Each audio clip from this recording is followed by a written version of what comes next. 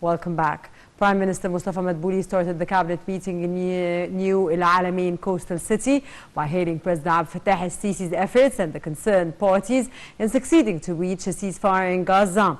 Meanwhile, the Premier stressed the importance of applying measures to rationalize electricity consumption, pointing out to the significance of the citizens' role in boosting these measures. During the meeting, Minister of Higher Education and Acting Health Minister Khalid Abdel Ghaffar reviewed a report on the epidemiological situation in the country. Abdel Ghaffar confirmed that no monkeypox cases reported in Egypt and that the Health Ministry has an integrated data guide to deal with this disease and to monitor any infected cases through all ports of entry to the country. He also tackled the latest developments of coronavirus pandemic as he reiterated that the Egyptians who have been vaccinated against the virus have reached about 39 million citizens. Prime Minister Mustafa Madbouli met Minister of International Cooperation Rania Al-Mashat on Wednesday and discussed a number of files related to the arrangements of hosting the COP27 conference next November. During the meeting, Prime Minister Mustafa Madbouli stressed on the importance of the efforts made to organize the COP27 conference in Sharm el-Sheikh to show Egypt's ability to host major international events. Madbouli also pointed to the government's keenness to achieve effective participation in financing the list of projects within the NUFI program with development partners and financing institutions, international, multilateral development banks, as well as private sector.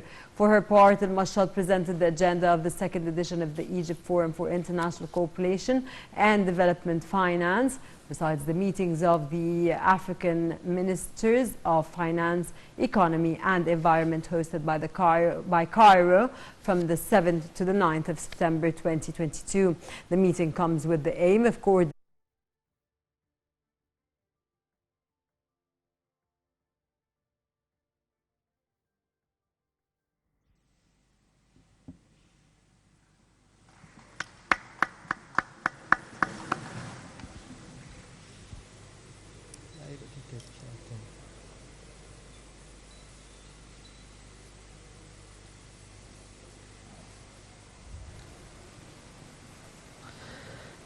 نشهد الآن التوقيع المبدئي على مشروع إنشاء البنية الفوقية. And now we move on to watch the immediate signing of agreements by Prime Minister, the signature of agreements by the Egyptian Prime Minister Mustafa Madbouli.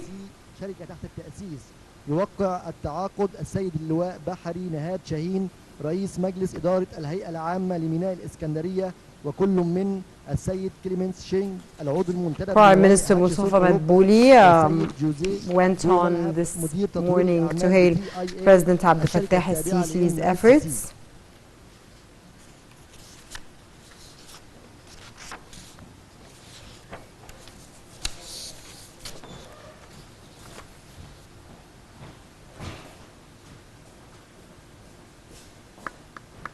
The Premier stressed the importance of applying measures to rationalize electricity consumption, pointing out to the significance of the citizens' role in boosting these measures.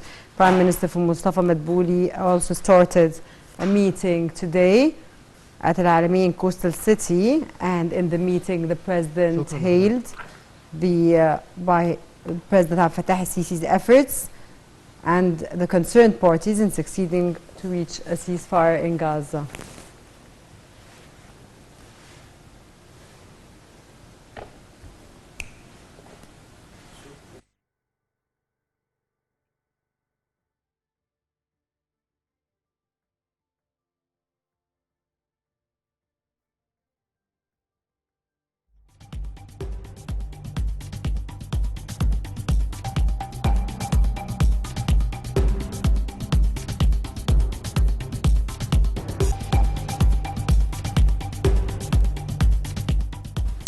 The death toll from last weekend's fighting between Israel and Gaza militants has risen to 47 after a man died from wounds sustained during the violence The health ministry in Gaza reported on Thursday Israeli aircraft struck targets in the Gaza Strip, and the Palestinian Islamic Jihad militant group fired more than 1,000 rockets over 3 days of fighting, the worst cross-border violence since an 11-day war with Hamas last year.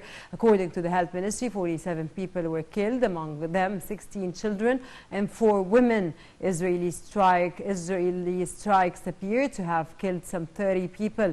As many as 16 people might have been killed by rockets misfired by Palestinian militants. It wasn't immediately clear how the man whose death was announced Thursday was wounded. Ceasefire took hold Sunday night, bringing an end to the fighting, in which no Israelis were killed or seriously wounded.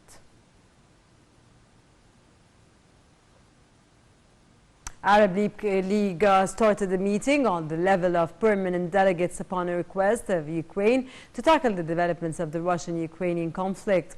Ukraine's special envoy of the Middle East and the African affairs is to give a speech via video conference during the meeting. International alarm over the weekend shelling of Ukraine's nuclear complex grew on Monday as Kiev and Moscow traded blame for the attacks while seeking to address fears that their battle for control of the plant might trigger a catastrophe.